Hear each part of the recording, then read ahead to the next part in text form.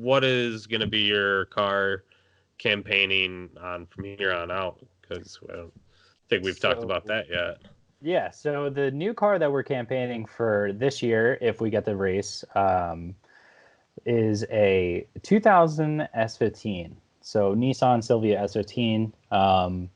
I bought it from a friend down in Arkansas. Came with a roll cage in it, basically just a bare chassis, and we took everything that we could out of my S13 from my old Pro M car, and we made it work in this new chassis. So I actually had the pleasure of teaming up with MA Motorsports down in Maryland, who's may know through like their years with Chris Forsberg and helping out Jeff Stoneback as well, and a couple other drivers. Yeah, they've been pretty crucial in a lot of the East Coast guys throughout Yes, a lot of their careers. they've just been around for it since like the beginning. Yeah, So they're definitely so super happy that we were able to kind of get together on this project. And Brian over at MA has been designing and building one of the craziest chassis I've ever seen, not to mention one of the safest chassis to drift with. So I could literally crash that thing and we just bolt new parts to it and she should be good to go for years to come. nice. What do you got kind of all planned for the S15? I know like stuff is a little bit harder to come by because obviously it's not a U.S. made car. Yeah. And um, what kind of the plans down the line? What are you gonna do to it? I mean, so most of the cars like totally chopped up and turned into like a pro style chassis. It's all fiberglass stuff. So most some fiberglass parts like body kits and fenders come from Japan, and some parts we can get in the U.S. But we try to eliminate as many parts as we can that aren't in the U.S. market, just so that if we need replacements, they're easier to come by. So we don't have glass in the car. It's all Lexan, everything. Yeah. You know, the Uh, doors are hard to come by though. are Doors are you? hard to get. Yeah. Are you gonna be running sequential and winners, or are you going with like something different? So we were considering getting into a sequential, but just being cautious of the money being spent, just it just didn't really line up and seem like a good idea to spend the money on a sequential when we were already using a 4-speed dog box that I ran for 2 years and never had problems with. So you just freshen it up and you know Call it good. Yeah. yeah, so we have a Andrews 4-speed transmission that we ran in the car last year, and that's in the car now. And we still have a Winners quick change.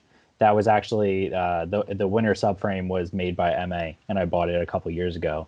Oh, nice. And so yeah, it's been fine. So all we do is we're just going to service the parts and let them rip. Yeah, sounds like a good plans.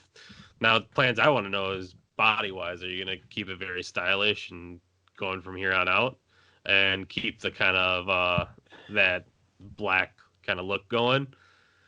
For anyone who knows me, they wouldn't even have to ask the question because it's just a part of how I enjoy drifting is like having a cool looking car because that's what gets me excited. Because like sure, driving is awesome, but there's also when you're done driving and someone's got a video clip of it or a picture, you're like, oh my God, my car looks sick. Like Yeah, that's awesome. Like I just love that, that excitement I get from my own car. So obviously I'm definitely going to try and keep the car as stylish as possible without that hindering any performance of the car. So stylish and functionability. Oh my God, can't speak. But yeah, having the functionality in mind of the car, it should perform and look amazing at the same time. And for your question on color, it's definitely going to be very similar to my car last year. Definitely rocking the black paint job. It's kind yeah, of the colors are weird with me. I don't like colors. Like they look cool. Like don't get me wrong. I've seen plenty of cars with wicked paint jobs and flake and pinstriping and all this cool stuff. But when I see colors, I'm like, yeah, I could like that's sick, but like if I owned it, I would like it for like maybe a month. Then I'd be like, all right, it needs to be a different color. Yeah, it's Like, got to be something else. yeah, when I used to ride bikes, I used to build these bicycles and they were colors, and I was like, I'm just gonna paint it black. And then when my bike was black, I'd still have the same bike now. It's all black, you know? Yeah. So it's kind Yeah. of it's like just my style that I've like kind of just kept with along the way, and it's never let me down. So I'm gonna keep riding it out until I have to Yeah. do something different. So are you gonna? Is it you're obviously because it's an S15, it's right hand drive, and is that gonna be a little different for you? Because I know if you're driving a US spec uh, S13 right now, going from left hand side to right hand side might feel a little different. Or might have to adapt a little. So it's funny, it is an S15, and yes, they do come right-hand drive, but we have converted our car so that I'll be driving on the left-hand side of the car. Oh, really? That's Yeah, so interesting. some people like the purists, they kind of hate it because it's like, like you ruined it, like you're not driving on the right-hand side. That's not Japanese, that's not JDM. It's like, no, it's what I'm comfortable with. And not to mention, when we bought the chassis, there was already cage in it, and the cage was made for the For the driver to be on the left-hand side. Yeah, So we're like, oh, we might as well just do it then. and yeah, and I don't think people get that when if you were to put in a cage, the top of the bar has to Yep. go from the driver's side to the passenger side floor. Doesn't Yep. matter if it's right hand or left hand, that's just how it is. And if it's set up Yeah, that way, exactly. that's how it's gonna go. Yeah, and I'm not the cage that was put in the car was amazing. So I was like, yeah, and not to mention I already wanted to do left-hand drive anyway. I did own another S15 a couple years back that was a right-hand drive car, and I did end up sliding it at the track once. Um, it's really not that much different.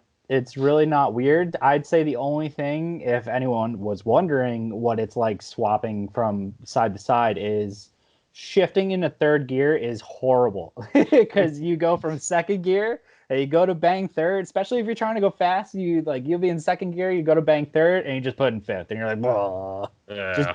just drops on its face, and you're like, all right, you just look like a total noob, and it looks like you don't know what you're doing. But other than that, drifting a car, as long as you just go with your left hand, that's it. That's all you Yeah. need. Yeah. So do you got any plan? I mean, if this all clears up and we get back to normal Yeah. drift life and being able to Yeah. go to events and doing whatever, what's your kind of like plan for the 2020 season?